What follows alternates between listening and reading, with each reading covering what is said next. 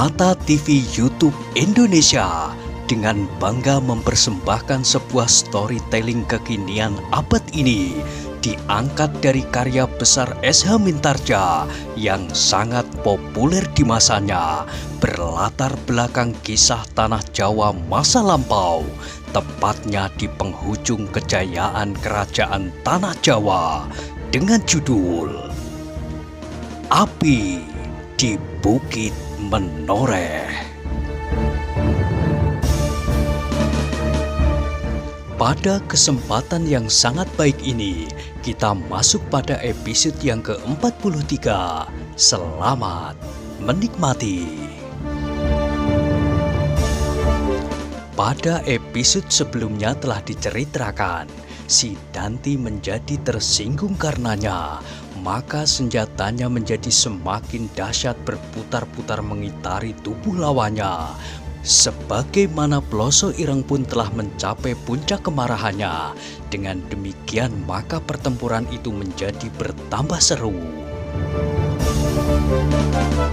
Sebenarnya lah, si Danti memiliki beberapa keanehan. Ia mampu meloncat-loncat seperti kijang, namun kadang-kadang ia menyambar seperti elang. Dengan penuh tekad, ia ingin menunjukkan kelebihannya dari setiap orang, dari kedua belah pihak. Ia ingin membunuh lawannya itu, dan karena itu, ia ingin membanggakan dirinya kepada setiap orang di Sangkal Putung. Tetapi Ploso Ireng itu pun ingin berbuat serupa. Ia ingin segera membinasakan murid Ki Tambakwedi itu. Dengan demikian, ia pun akan dapat membanggakan dirinya pula. Ploso Ireng pernah mendengar dari Macan Kepatihan bahwa murid Ki Tambakwedi itu ternyata telah berhasil menyelamatkan dirinya ketika ia bertempur melawan Macan Kepatihan itu sendiri. Tetapi ia kali ini akan mati, berkata Ploso Ireng di dalam hatinya. Dengan demikian, maka pertempuran di antara mereka menjadi semakin seru. Masing-masing berhasrat untuk membunuh lawannya tanpa ampun, tanpa pertimbangan lain. Ketika kedua sayapnya telah mendapatkan lawan masing-masing, maka kini Tohpati menjadi tenang. Kini ia tinggal mengatur induk pasukannya. Ketika dengan seksama ia memperhatikan pertempuran itu, maka ia menarik nafas dalam-dalam. Ia menyesal bahwa kunci pertempuran itu telah dibuka oleh Laskar Pajang. Sesaat yang pendek itu ternyata benar-benar berpengaruh atas laskarnya. Ia menggeram. Sekali lagi dapat disergap oleh Widura. Jaringan pengawasannya benar-benar luar biasa. Tetapi sejak pertempuran ini dimulai, aku belum melihatnya. Aku belum lihat seorang pun yang memberi apa-apa pada laskar ini. Sesaat ia masih berdiri tegak di belakang garis pertempuran. Namun kemudian ia tidak akan berdiri saja seperti patung. Ketika ia melihat bahwa jumlah laskar lawannya agak lebih banyak, maka ia mengerutkan keningnya. Tidak akan berpengaruh apa-apa, desah Tohpati itu. Namun ia heran juga kenapa mereka tidak terpancing oleh tanda bahaya yang bergema di seluruh Sangkal Putung itu, sehingga jumlah mereka masih cukup banyak. Apakah jumlah laskar Widura itu telah ditambah? Namun mata Macan Kepatihan itu benar-benar tajam. Sekali-sekali ia melihat satu dua orang di antara laskar Widura yang mempunyai cara dan sikap yang agak berbeda dari kawan-kawan mereka. Karena itu, maka segera Tohpati dapat mengambil kesimpulan bahwa laskar Widura ini telah bergabung dengan anak-anak Sangkal Putung sendiri. Biarlah aku memberikan tekanan kepada laskar lawan itu. Mungkin dengan demikian Widura akan menghampiri aku, Berkata Tohpati itu di dalam hatinya. Karena itu, maka segera ia meloncat menyusup di antara anak buahnya, sehingga sesaat kemudian senjatanya telah berputaran di arena itu. Tongkatnya yang putih mengkilap dengan ujung yang kekuning-kuningan segera memberitahukan kepada lawan-lawannya bahwa Tohpati sendiri telah hadir di garis peperangan. Karena itu, sebelum mereka sempat berbuat apa-apa, maka dua orang telah terpelanting jatuh. Setiap ia bergerak, maka tak ada seorang pun yang berani menyongsongnya seorang diri. Kalau terpaksa mereka harus melawan macan kepatihan itu, maka mereka berusaha untuk melawan berpasangan. 3-4 orang sekaligus, tetapi lawan-lawan mereka yang lain pun segera menyerang mereka juga, sehingga setiap titik yang dihampiri oleh Tohpati itu, maka seseorang dari laskar lawannya pasti akan jatuh.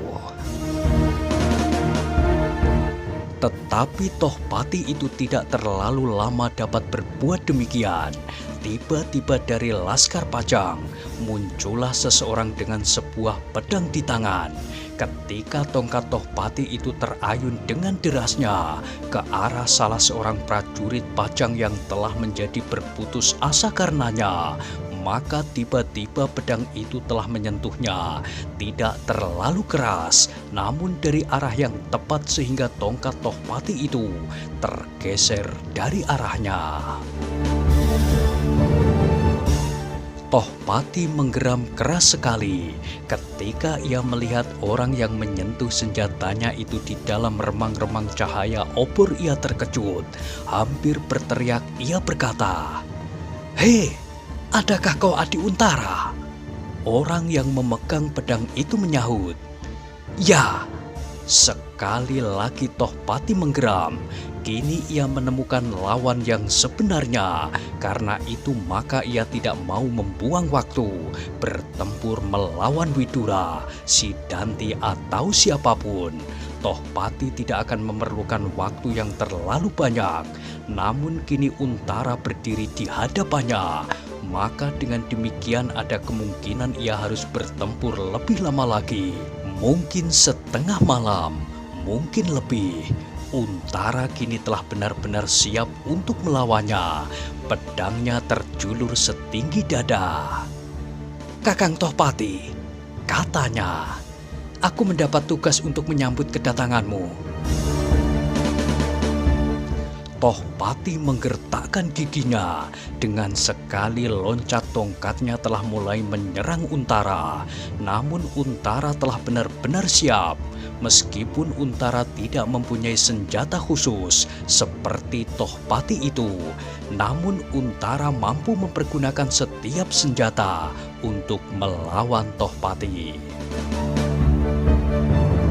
Karena itu, ketika tongkat Tohpati itu terayun ke arah kepalanya, dengan tangkasnya ia merendahkan dirinya, sedang tangannya segera menggerakkan pedangnya, mematuk lambung lawannya. Namun Tohpati pun mampu bergerak secepat kilat, sehingga dengan memiringkan tubuhnya, serangan pedang Untara telah dapat dihindari. Kini Tohpati itu kembali mempersiapkan sebuah serangan. Tongkatnya telah mulai berputaran seperti baling-baling. Bahkan kemudian seakan-akan menjadi sebuah gumpalan cahaya yang putih. Sedang kepala tongkatnya itu menjadi seakan-akan seleret cahaya kuning yang berterbangan di antara gumpalan yang berkilat-kilat itu. Dalam pada itu terdengar Tohpati itu menggeram. "Kenapa kau berada di sini, Adi?" Untara tersenyum. Pada saat itu tongkat Tohpati menyambarnya kembali. Karena itu ia terpaksa bergeser surut. Namun kemudian ia meloncat maju dengan tangkasnya. Kini ia menyerang dengan sebuah sabetan menyilang. Tohpati terkejut. Cepat ia menarik diri setengah langkah dan mencondongkan badannya ke belakang. Ketika pedang Untara itu lewat, maka tongkat nyala kini langsung menyambar tangan Untara itu. Namun Untara pun cukup cekatan. Dengan lincahnya ia memutar dirinya dan menarik tangannya, sehingga tongkat lawannya terayun tanpa menyentuhnya. Hampir aku tidak sempat menjawab untuk selama-lamanya. Nah Kakang, aku datang kemari khusus untuk menerima kedatangan Kakang. Gila, Tohpati mengumpat. Apakah Paman Widura sudah ditarik ke Pajang? Kakang mencari Paman Widura. Aku hampir membunuhnya, sahut Tohpati. Dalam pada itu serangannya telah meluncur kembali. Tetapi Untara sama sekali tidak lengah. Setiap saat ia selalu siap menghadapi serangan lawannya. Bahkan dengan garangnya Untara itu pun segera menyerang kembali. Untara dan macan kepatihan itu pun kemudian terlibat dalam perkelahian yang semakin lama menjadi semakin seru. Mereka masing-masing adalah pemimpin yang mendapat kepercayaan. Pada masa Jipang masih tegak, maka di samping Mantahun sendiri, Pepatih Jipang, maka Tohpatilah prajurit yang paling dipercaya. Sedang Untara walaupun masih agak lebih muda dari Tohpati, namun ia telah menunjukkan kelebihan dari prajurit-prajurit yang lain, sehingga Panglima Wiratamtama memberinya kepercayaan di daerah-daerah yang gawat di sekitar lereng Gunung Merapi. Tohpati itu bertempur semakin lama menjadi semakin garang. Tongkatnya menyambar-nyambar seperti elang, sedang kakinya meloncat-loncat dengan cepatnya, seperti seorang yang sedang menari-nari di atas bara api. Tetapi Untara mampu melawannya dengan sangat gigih, seperti seekor banteng ia siap menghadapi kemungkinan apapun juga, tenang tetapi yakin. Anak buah masing-masing pun terpengaruh pula oleh pertempuran kedua pemimpin itu. Mereka pun kemudian melepaskan segenap kemampuan yang ada pada mereka. Karena itu, maka di arena pertempuran itu semakin lama menjadi semakin riuh. Suara senjata beradu diselingi pekik mereka yang lengah sehingga ujung senjata lawannya hinggap di tubuhnya. Malam yang gelap itu menjadi semakin gelap. Perlahan-lahan bintang-bintang di langit merapat melewati garis edarnya. Angin malam yang dingin berhembus perlahan-lahan mengusap tubuh mereka yang sedang basah oleh keringat.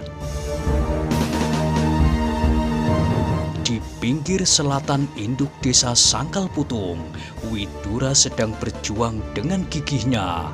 Sono Keling yang melawannya telah memeras segenap kemampuan yang ada padanya. Ternyata apa yang pernah didengarnya tentang Widura adalah bukan sekedar cerita belaka. Kini ia berhadapan langsung dengan orang yang bernama Widura itu. Tidak saja ia mempunyai kecepatan dan keterampilan bertempur, namun caranya mengatur anak buahnya benar-benar mengagumkan. Karena itu, maka Sono Keling harus bertempur mati-matian. Sehingga dengan demikian, ia akan dapat mempengaruhi keadaan, keseimbangan laskar mereka.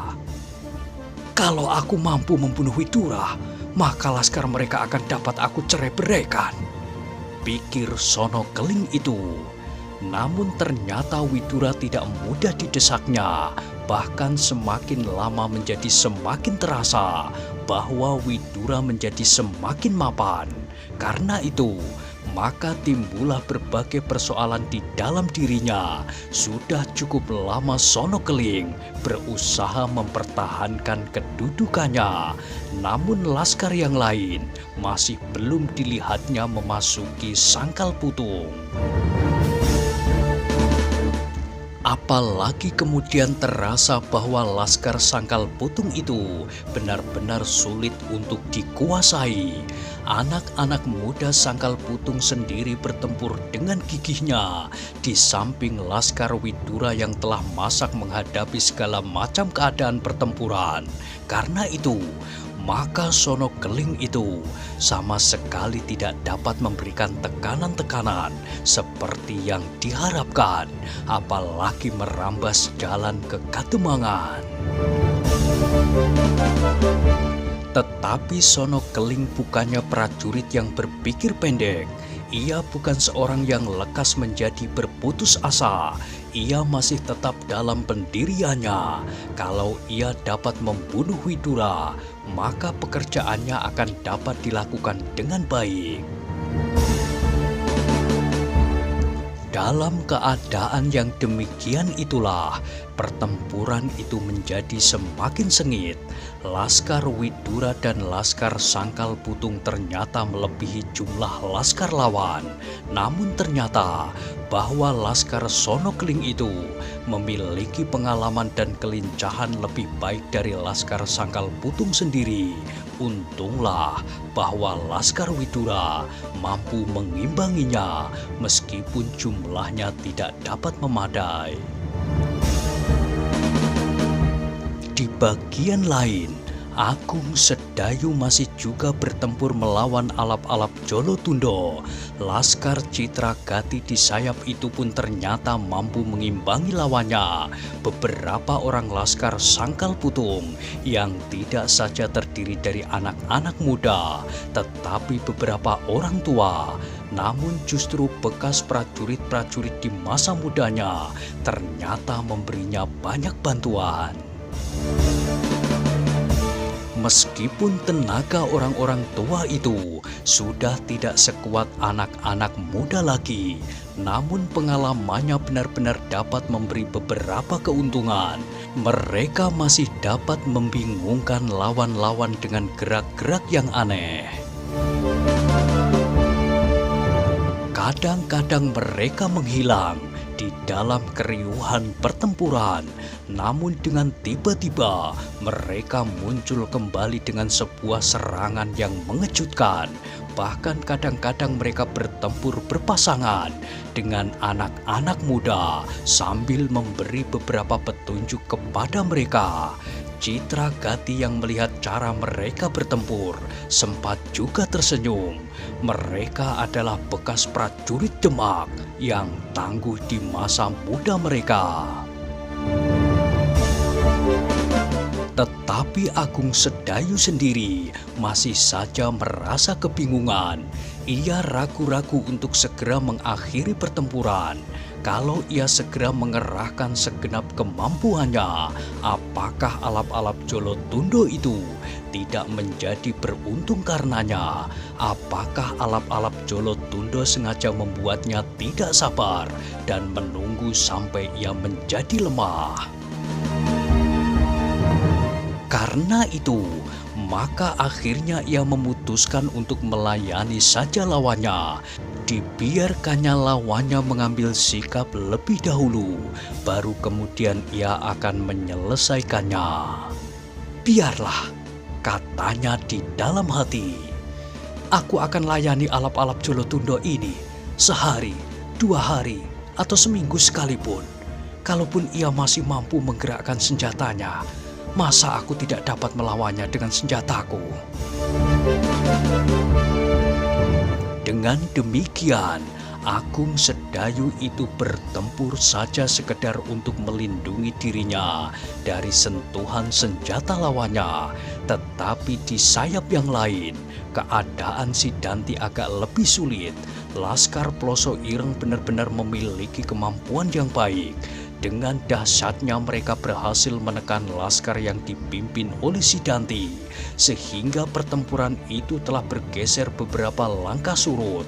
Sidanti terpaksa mengambil kebijaksanaan untuk menarik laskarnya mendekati induk pasukan. Diharapkannya bahwa induk pasukan akan dapat memberinya bantuan. Untara pun kemudian melihat kesulitan Sidanti. Beberapa kali ia mencoba untuk menilai induk pasukan itu, namun keadaan induk pasukan itu sendiri tidak sedemikian baiknya. Ternyata laskar Tohpati pun mampu mengimbangi laskar Untara. Bahkan terasa bahwa anak-anak muda Sangkal Putung itu telah mulai susut tenaganya. Mereka belum biasa memeras tenaganya untuk waktu yang lama, apalagi dalam kesibukan yang membingungkan. Karena itu, maka Untara menjadi prihatin. Walaupun demikian, ia berusaha untuk memberi isyarat kepada Hudaya, isyarat sandi yang sudah mereka bicarakan sebelumnya. Hudaya melihat gerak tangan kiri Untara. Karena itu, maka ia mengerutkan keningnya. Di dalam hati ia bergumam, biarlah Sidanti itu mampus. Kenapa Untara itu memerintahkan aku untuk membantunya? Sebenarnya lah bahwa isyarat sandi Untara itu adalah, Hudaya dan beberapa orang pergi membantu sayap kanan. Bantuan itu memang tidak berarti, tetapi sedikit banyak cukup mempengaruhi sekedar untuk mengurangi kesibukan Sidanti. Sidanti melihat Hudaya dan beberapa orang memisahkan diri dari induk pasukannya dan pergi ke sayap yang dipimpinnya. Tetapi ia menjadi sangat kecewa. Bantuan itu sama sekali tidak berarti. Bahkan tersembunyi suatu prasangka di dalam hati Sidanti yang mudah menjadi panas itu. Untara sengaja membiarkanku dalam kesulitan. Setan, telah menjadi sumpahku bahwa Untara itu harus disingkirkan. Dan ternyata bahwa bantuan Hudaya itu hampir tak berarti. Namun Hudaya sendiri telah berusaha sebaik-baiknya, bahkan hampir seperti orang yang kehilangan kesadaran diri, mengamuk sejadi-jadinya. Namun hal itu telah mendorong Sidanti untuk berbuat lebih banyak. Kemarahannya kepada Ploso Ireng dirangkapi oleh kemarahannya kepada Untara, menjadikannya berjuang sekuat-kuat tenaganya. Tetapi betapapun juga kehadiran Hudaya di dalam sayapnya telah mengurangi kesibukan pikirannya. Ia menjadi agak tenang untuk menghadapi Ploso Ireng tanpa banyak berpikir tentang laskarnya. Meskipun bantuan yang didapatnya tidak banyak memberi kekuatan pada laskarnya, namun ternyata banyak membantu ketenangannya. Ia kini mencoba memusatkan perhatiannya kepada lawannya, Ploso Ireng. Ia mencoba untuk sesaat melupakan orang-orang lain di dalam sayapnya yang dalam keadaan sulit itu. Dalam keadaan yang demikian itu, maka Sidanti benar-benar menjadi seorang anak muda yang pilih tanding.